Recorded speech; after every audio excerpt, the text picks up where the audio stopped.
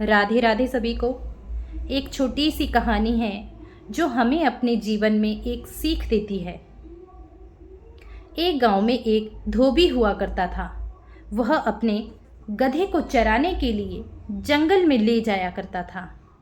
एक दिन जब वह जंगल में गया तो उसे वहाँ पर एक चमकीला सा पत्थर मिला।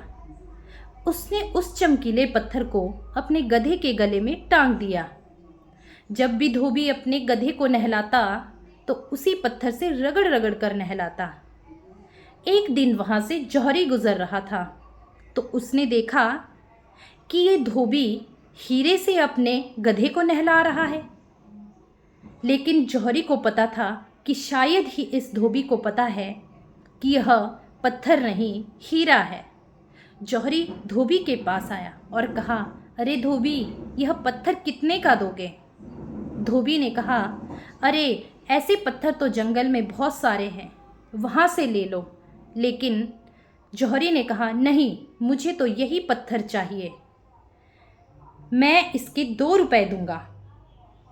धोबी को पता नहीं था कि इस पत्थर की कीमत तो करोड़ों रुपए है, लेकिन वह खुश हो गया कि पत्थर के 2 रुपए मिल रहे हैं और उसने उस पत्थर को जौहरी के हाथ में रख दिया।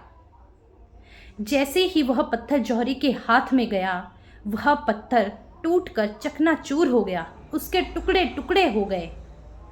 तो जौहरी ने कहा, अरे ये क्या हुआ? जब तक ये पत्थर इस गधे के गले में लटका हुआ था तब तक तो कुछ नहीं था, लेकिन जैसे ही यह पत्थर मेरे हाथ में आया, ये टूट क्यों गया?